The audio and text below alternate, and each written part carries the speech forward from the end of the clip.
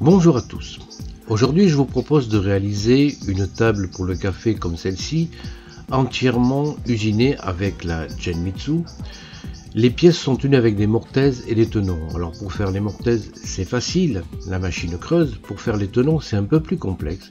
Ça va nous permettre de voir ensemble comment concevoir un outil adapté à votre machine qui va permettre de faire des pièces qui s'emboîtent comme ça très facilement. Voyons ça.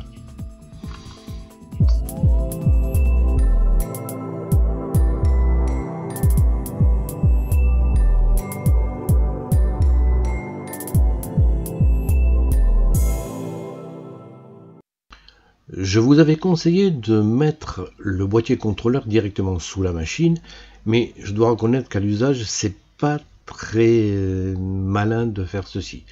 En effet, lorsque vous utilisez un plateau MFT, la poussière s'infiltre par en dessous et bien entendu sur le contrôleur et dans celui-ci, ce qui fait que les circuits électroniques peuvent être endommagés. Je vous propose maintenant de rabaisser la machine en sortant les coins qui étaient sous chaque pied et de mettre maintenant ces petites cales qui ont été conçues par Fred, qui est un abonné à la chaîne. Ça permet de faire glisser la machine vers l'avant ou vers l'arrière. La surface de frottement est augmentée, ce qui fait que lorsqu'elle travaille, elle est beaucoup plus stable et ne bouge pas. Je vous montre comment ils sont conçus, c'est tout simple. Vous avez le dossier Thingiverse dans la description. Une fois en place, vous avez donc la machine qui reste stable, mais qui peut glisser vers l'avant ou vers l'arrière. Et c'est justement ce que je souhaitais faire pour mettre au point un petit accessoire. Le contrôleur utilisé ici est une black box. Ici c'est le modèle X4, la X32 présente en effet quelques problèmes de firmware, mais je vous en parlerai plus tard. Vous vous procurez des équerres en métal de 90 cm de côté sur 4 cm de large. Elles ont la particularité d'avoir des perçages qui sont tout à fait identiques à ceux de la black box, ce qui vous permet une fixation très facile. Il faudra cependant prévoir de faire deux petites encoches et limer au niveau des vis pour que la plaque soit bien positionnée à plat. Elle ne gêne pas du tout la ventilation et vous voyez que lorsque vous la fixez comme ceci, on va pouvoir la visser ensuite sous l'établi et elle sera ainsi protégée de la poussière. Les câbles qui circulaient sous la machine viennent maintenant trouver leur place d'un côté sous l'établi. La black box, une fois en place, assure un support pour les gaines de câbles. Vous venez positionner tous les connecteurs sans difficulté et votre système ne bouge pas et ne gêne pas. Vous avez de l'espace pour la circulation de l'air et sous l'établi, la black box est quand même protégée par le rebord de la poussière. On peut tout à fait mettre par devant une plaque rabattable en acrylique pour peaufiner un petit peu le tout. Le deuxième accessoire que je vous conseille, c'est un support magnétique collé. Alors celui-là est très puissant. Ils sont vendus par paire et ils sont orientables. Pour piloter la machine, j'utilise en effet une interface. Je ne me sers plus que de ça. Au dos de celle-ci, vous collez une plaque métallique qui est contenue avec les aimants et vous pouvez la positionner très facilement sous celle-ci. Vous avez un poste de travail qui est très propre. Ça vous permet quand même de retirer facilement le panneau de contrôle et de commande interface et ainsi de piloter votre machine à distance. Une fois en place, votre poste de travail est vraiment nickel. Voilà un petit peu ce que ça donne, la machine rabaissée, le contrôleur sous la machine et une plaque métallique pour l'interface. Si vous suivez cette chaîne, vous avez pu constater que de nombreuses améliorations ont été apportées à cette Genmitsu. L'une des plus importantes étant l'installation d'une broche de 1500 watts et qui a la possibilité de se déplacer en delà de la surface de travail autorisée. On a ainsi 4,5 cm supplémentaires à utiliser. Pour créer notre accessoire, on a besoin de plaques de contreplaqué de 3 mm d'épaisseur. Il va falloir faire 8 plaques, 6 ont le dessin que vous voyez à l'écran et 2 autres un petit peu plus simples. Tous les graphismes sont disponibles dans le dossier Thingiverse pour vous le faire vous-même. Elles ont été réalisées ici avec une découpe laser, mais vous pouvez tout à fait l'usiner avec la CNC. Vous prenez une plaque, on étale de la colle. Bon là je le fais au doigt, je ne sais pas du tout, j'ai mis mon pinceau. Bon, je me suis nettoyé les mains après. On positionne ensuite, guidé par 4 vis, une deuxième plaque pour qu'elle soit vraiment parfaitement l'une sur l'autre. Même chose ensuite pour en mettre une troisième. On la positionne également en se servant des vis qu'on a mis dessous. Maintenant, la phase de séchage. Vous mettez des pinces de serrage à tous les coins et même un petit peu partout. Si vous apercevez des amas de colle, bon, commencez par le sortir tout de suite, ce sera plus facile à nettoyer. Et ensuite, vous allez laisser sécher votre plaque pendant une bonne heure. Pendant que la colle sèche, on va réaliser la deuxième partie de l'accessoire. Sur le plateau MFT, on utilise ces brides réglables qui sont vraiment très pratiques pour fixer solidement n'importe quelle pièce. Ici, c'est du MDF de 12 mm d'épaisseur par 460 sur 140. On va fraiser, commencer le fraisage par la partie inférieure gauche.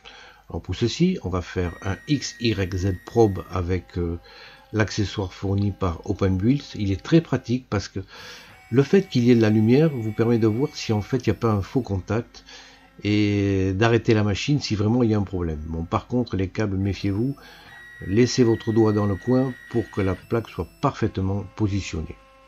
On a fait le X, le Y se finit maintenant, voilà. Les 3 dimensions ont été mémorisées dans le contrôleur. On va maintenant lancer l'usinage. Alors là, j'ai mis la dessous, ce qui fait que vous n'allez pas voir grand chose. La plaque est fixée à l'avant, vous voyez, avec des petits supports d'étagère qui font 7 mm d'épaisseur. On va creuser sur 6 mm, ce qui fait que la fraise restera au-dessus. Vous voyez la précision de la machine qui fait que vraiment, il n'y a rien à craindre. La fraise ne vient pas toucher ces petits supports. On continue ensuite par faire une grande saignée. Là, je vous montre un petit peu toutes les étapes et vous voyez qu'avec la dessous, c'est quand même très pratique. Il n'y a pas de poussière qui traîne partout. Le MDF est un matériau qui met beaucoup de poussière.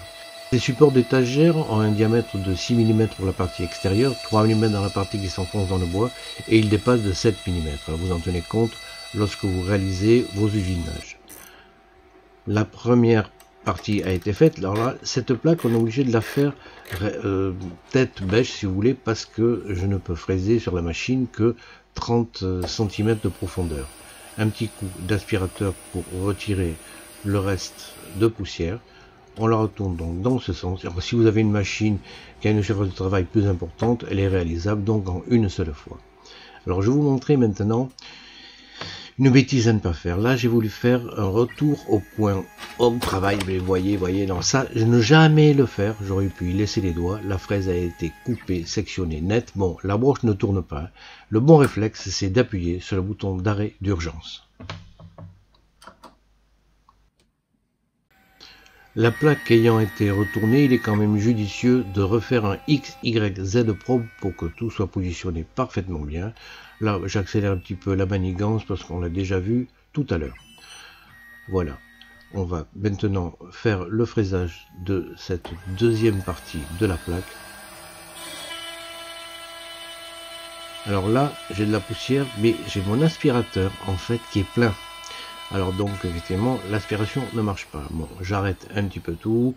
Je nettoie l'aspirateur et je me suis rendu compte que la fraise maintenant qui est plus longue, j'ai plus de fraise de 4 mm, donc j'utilise une fraise de 6 mm, je les ai toutes cassées en faisant mes tests. Je mets une entretoise de 10 mm, ce qui fait que la tête va descendre un petit peu plus bas et va ainsi éviter toute projection de poussière. La poussière, vous la voyez devant, une fois que la tête sera passée dessus, bon, elle est bien sûr éliminée. Vous pouvez mettre autant d'entretoises que vous le souhaitez. Maintenant, dernière partie, avec une petite fraise de 2 mm et demi, on va faire des orifices sur cette plaque. Je ne vais pas mettre là-dessous, vous voyez un petit peu, bon ça c'est très vite fait. Il y a quelques trous à percer, c'est fait en quelques secondes. Et enfin, dernière partie, des encoches latérales qui vont nous permettre d'installer le XYZ probe facilement. Alors vous voyez que quand on a bien prévu l'usinage, la fraise passe au ras des tenons. Voilà un petit peu ce que ça donne. Alors je l'ai déjà utilisé, c'est pour ça qu'elle est un petit peu creusée. Mais voilà, on a fait ça. Alors pourquoi on a fait cette plaque avec ces évidements? Pour une raison très simple, c'est que la plaque va se fixer contre le plateau et les pieds débordent de 3 mm. Un autre accessoire nécessaire, ça va être ces brides qui sont un petit peu spéciales. Elles sont montées sur ressort avec 2 positions pour les mettre plus ou moins longues. Par contre, la patte qui doit glisser normalement dans les profilés, je ne sais pas d'où elle vient. En fait, il faut une vis, comme je vous montre là, toute petite, pour qu'elle puisse vraiment se mettre dans les profilés. C'est pourtant des brides Genmitsu, mais je ne sais pas sur quel Genmitsu on peut le mettre. Vous allez maintenant dévisser les plaques de la partie avant de votre machine. Une fois que vous avez retiré toutes les vis, il est possible de faire glisser tout doucement la partie avant de la machine. Il faut la faire avancer de quelques millimètres.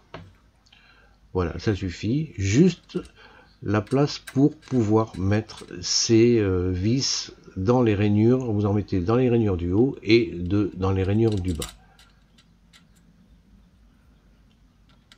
Faites-les glisser ensuite un petit peu vers le centre de la machine pour qu'elle soit visible.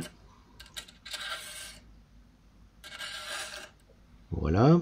Maintenant, on repositionne le cadre comme il était au départ. Voilà. Et il n'y a plus qu'à revisser. Cette étape est un petit peu embêtante, mais nécessaire pour pouvoir mettre en place les écrous dans les glissières. Les évidements qu'on a usinés permettent maintenant à cette plaque de se fixer contre le plateau. Et de chaque côté, vous venez positionner les plaques qui ont eu le temps de sécher. On en positionne d'abord les 3 en même temps, ce qui vous fait une épaisseur de 9 mm, plus 3 mm de support, on arrive à 12 mm. Voici ce que donne l'ensemble une fois positionné. Et dans les écrous que vous avez mis dans les glissières, positionnez un écrou, une grosse rondelle, une rondelle plus petite. Vient ensuite se mettre en place le ressort. Une autre rondelle métallique pour bloquer le ressort, une rondelle en plastique pour faciliter le coulissement sur la bride, le petit cylindre qui permet de positionner la bride sur les 2 positions et enfin l'écrou. Il y en a une à mettre à droite et l'autre à gauche. Bon, vous avez compris la manœuvre, le but étant de réaliser un plateau vertical pour pouvoir usiner facilement des tenons. Vous positionnez les supports d'étagère, on fait glisser la machine au ras avec les 2 pieds avant et mettez maintenant en place votre pièce que vous voulez travailler en l'alignant sur les tenons. Vous réglez la partie haute en faisant une butée pour qu'elle soit bien mise en place. Les petits supports d'étagère permettent de créer des butées pour aligner les pièces quand vous allez les usiner. Si vous les alignez verticalement, l'angle sera bien sûr de 0 degré, mais si vous utilisez 1 et 2, là vous aurez une angulation de 15 degrés. Ça vous permettra de fraiser des pièces qui pourront s'imbriquer, mais avec des pieds qui seront un petit peu penchés par exemple. Et si vous utilisez le 1 et 3, à ce moment-là, vous avez une angulation qui va à 30 degrés. Les autres trous ne sont pas utilisés pour faire les angulations. Mais dans le cas actuel, ici, on va utiliser les pièces verticalement. Et vous voyez, je les ai mis en position 4 parce que la pièce est étroite. C'est pour que les brides puissent se rejoindre. Pour faire le probe, il faudra maintenir la plaque parce qu'on n'a pas beaucoup de surface de support pour qu'elle se positionne. On fait le X, le Y et le Z tout en la maintenant. Voilà, vous avez un positionnement parfait et voici la position XY0. Cette plaque de probe est vraiment indispensable. Mise en place de la dessous pour éviter la poussière et ouais, le problème c'est que là vous voyez pas du tout ce qui se passe. Alors je vais faire un arrêt d'urgence pour ressortir la dessous. Le travail redémarre à l'endroit où il s'est arrêté. Et vous voyez un petit peu le principe. Ça fait d'abord les bords. Ensuite, ça vient dessiner le tenon. Et ça vient effacer toutes les petites parties résiduelles de la surface. On fait le tour et c'est reparti pour un nouveau passage. Vous voyez que quand même le résultat est très propre. La pièce de bois est bien coincée dans les brides et c'est une bonne solution pour faire des petits tenons sur des pièces qui donc sont pas trop épaisses. Là j'ai fait le tenon peut-être un petit peu long, mais vous voyez que le résultat est quand même très propre.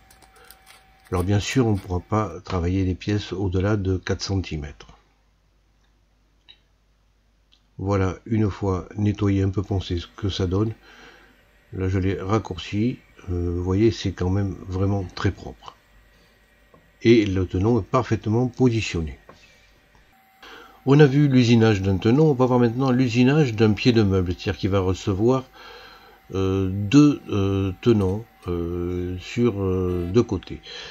Alors là, pour faire ce genre de pièce, maintenant, il vaut mieux faire un point X, Y, 0 manuel. Alors vous le faites en bougeant tout doucement la fraise. Vous mémorisez le X, Y, 0 et vous faites uniquement un Z probe. Le centre du travail sera donc le point X et Y, 0. Mais une fois que vous l'avez indiqué dans VCarve, il n'y a pas de problème. L'usinage se fait suivant vos directives. Même principe, là ça commence d'abord à faire le tour et ensuite ça va creuser pour dessiner un cercle. Je fais un tenon circulaire central. Sur ce pied viendra se positionner le plateau du meuble qu'on va faire, donc il y aura 4 tenons circulaires et il faudra donc prévoir un plateau avec 4 orifices qui viendront s'imbriquer dans les tenons.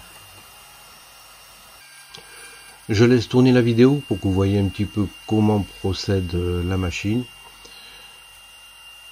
La fixation des pièces de bois avec ces brides là, vous voyez que la pièce de bois ne bouge vraiment pas du tout. Alors il est conseillé quand même d'utiliser des fraises d'un diamètre pas trop important pour pas qu'il y ait trop de pression exercée sur la pièce qui est usinée. Mais vous voyez que ce qui compte c'est le résultat et vous allez pouvoir faire des tenons et celui-là il fait quand même 27 mm d'épaisseur. Alors j'ai mis un peu de scotch pour éviter que le bois parte, je ne sais pas si c'est une bonne solution, on va voir. Effectivement j'ai un petit peu moins de bride, enfin les petites pièces de bois restent fixées sur le scotch et ça donne ça. Alors par contre il est pas centré, mais là c'est un bois que j'ai pris dans mon garage et je suis sûr qu'il ne fait pas 27 par 27. Ça c'est le problème quand on a des pièces qui sont mal usinées. Bon là c'est une pièce de démonstration, ce qui fait que vous voyez que le bois n'est pas poncé, 27-60 là de ce côté et de l'autre côté on est à 27. Bon d'accord, il faut vraiment prendre des pièces de bois parfaitement calibrées. On vient ensuite le positionner horizontalement pour faire deux mortaises, une sur chaque face. Pareil, encore une fois un XYZ probe. Alors vraiment cette plaque de probe, je vous la conseille parce que visuellement ça vous donne des indications et elle est très très fiable, vraiment. Là la mortaise c'est juste une petite saignée qui va être faite en profondeur. Voilà, ça a été réalisé. On vérifie que le tenon parfait, très bien. Bon, maintenant on dévisse un petit peu tous les supports. Je mets quand même un support bleu dessus pour éviter que la pièce qu'elle soit bien plaquée sur le plateau. Là, le XY a été mémorisé. On fait que le Z. Et on va faire encore la même saignée. Vous voyez que vous pouvez vraiment tout usiner avec ce genre de machine. Voilà ce que ça donne. On a le tenon et on a une mortaise sur deux faces de la pièce travaillée.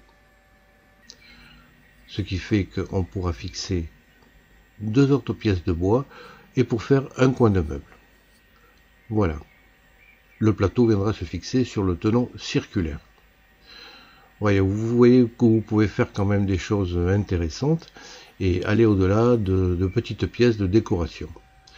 Voilà ce que donne un meuble fini. Alors là j'ai fait affleurer d'un côté et un petit peu enfoncé sur l'autre côté. Bon, je sais pas ce qui m'a pris, en fait il vaut mieux respecter les écarts sur toutes les faces. Bon, un autre usinage pour vous montrer ce qu'il est possible de faire avec ce simple outil que vous avez créé. On va faire un alignement de trous sur le champ d'une pièce de bois.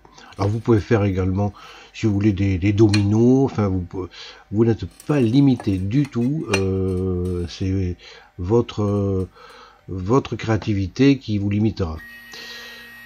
Là, on fait encore un XYZ Probe. Alors bon, j'accélère parce que à chaque fois c'est la même chose.